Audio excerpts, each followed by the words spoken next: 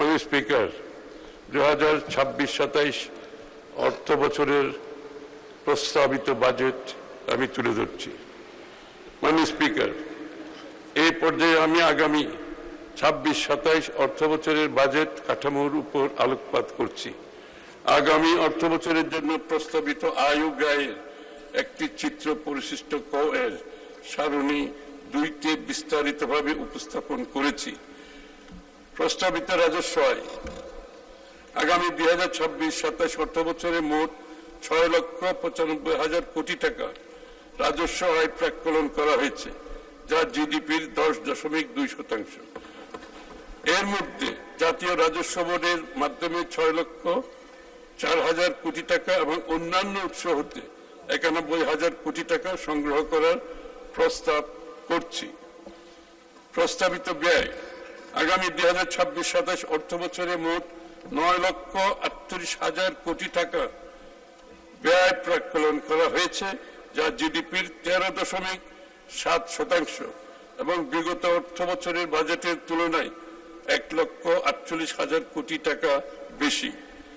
বার্ষিক উন্নয়ন কর্মসূচিতে মোট 3 লক্ষ কোটি টাকা সহ মোট উন্নয়ন ব্যয় 3,16,075 কোটি টাকা এবং পরিচালন সহ অন্যান্য খাতে 6,21,925 টাকা বরাদ্দের প্রস্তাব করছি।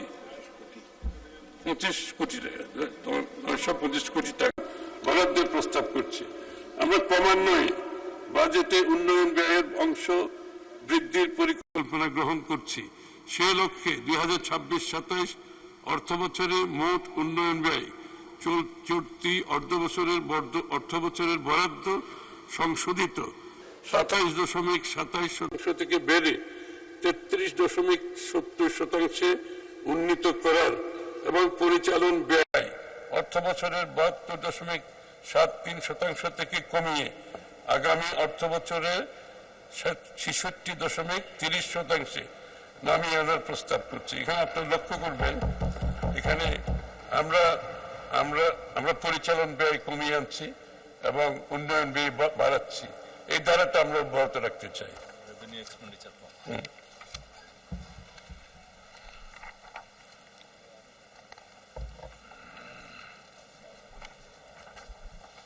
বার্ষিক উন্নয়ন কর্মসূচিতে বরাদ্দ প্রদানের ক্ষেত্রে মানব সম্পদ উন্নয়ন, জ্ঞান ভিত্তিক সমাজ বিনির্মাণে অপরিহার্য শিক্ষা, স্বাস্থ্য, বিজ্ঞান, গবেষণা, প্রযুক্তি খাত ও তৃণমূলের মানুষের অর্থনৈতিক ক্ষমতায়নকে অগ্রাধিকার দেওয়া হয়েছে। পাশাপাশি বিনিয়োগ ও টেকসই উন্নয়নের জন্য প্রয়োজনীয় ভৌত অবকাঠামো উন্নয়নও বিশেষ গুরুত্ব আরোপ করা হয়েছে। বার্ষিক উন্নয়ন কর্মসূচির খাতওয়ারি বরাদ্দ পরিশিষ্ট ক এর সারণী 3তে তুলে ধরা হয়েছে। সামগ্রিক ব্যয় কাঠামো, সামাজিক অবকাঠামো, ভৌত অবকাঠামো এবং সাধারণ সেবা খাত, এই 3টি অংশে বিভক্ত আমাদের সামগ্রিক ব্যয়ের কাঠামো পরিশিষ্ট ক এর সারণী 4-এ উপস্থাপন করা হয়েছে। প্রস্তাবিত বাজেটে সামাজিক অবকাঠামো খাতে মোট 2,79,001 কোটি টাকা বরাদ্দের প্রস্তাব করা হয়েছে, যা মোট বরাদ্দের 29.74%। ভৌত অবকাঠামো খাতে বরাদ্দ দেওয়া হয়েছে 1,74,988 কোটি টাকা, যা মোট বরাদ্দের 18.66%। সাধারণ সেবা খাতে প্রস্তাব হয়েছে 2,45,117 কোটি টাকা, যা মোট বরাদ্দের 26.13%। সামাজিক খাতের বর্ধিত সর্বোচ্চ ব্যয় প্রস্তাব সরকারের নির্বাচনী প্রতিশ্রুতি অনুযায়ী শিক্ষা, স্বাস্থ্য ও সামাজিক নিরাপত্তা কর্মসূচিতে অগ্রাধিকার দেওয়া হয়েছে। মাননীয় স্পিকার,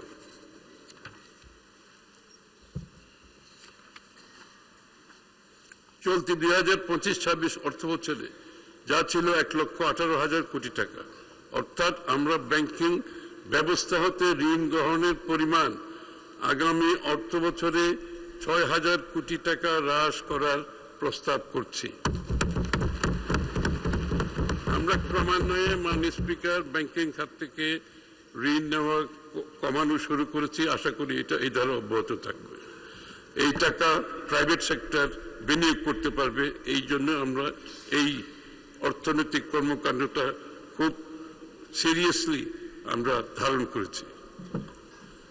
ফ্যাসিবাদী সরকারের সময়ে ব্যাপক হারে ঋণ গ্রহণের ফলে দেশের ঋণ ও সুদ পরিশোধ বাবদ ব্যয় অত্যধিক পরিমাণে বৃদ্ধি পেয়েছে, তাই বাজেট ঘাটতিও বেড়েছে। 2005-06 অর্থ বছরে বাজেট ঘাটতি ছিল জিডিপির 2.9%। পক্ষান্তরে 2023-24 অর্থ বছরে বাজেট ঘাটতি বেড়ে জিডিপির 4.5% দাঁড়িয়েছে। এই অবস্থা হতে উত্তরণে আমরা ঋণ ব্যবস্থাপনা সংস্কার, উচ্চ রিটার্ন সমৃদ্ধ খাতে সরকারি বিনিয়োগ, প্রকল্প বাস্তবায়ন কাঠামো আধুনিকায়ন এবং এর মাধ্যমে বিনিয়োগের গুণগত মান নিশ্চিত হবে, অর্থ প্রবাহ বৃদ্ধি পাবে এবং এই মাল্টিপ্লায়ার প্রভাবে অর্থনৈতিক কর্মকাণ্ড অধিকতর গতিশীল হবে।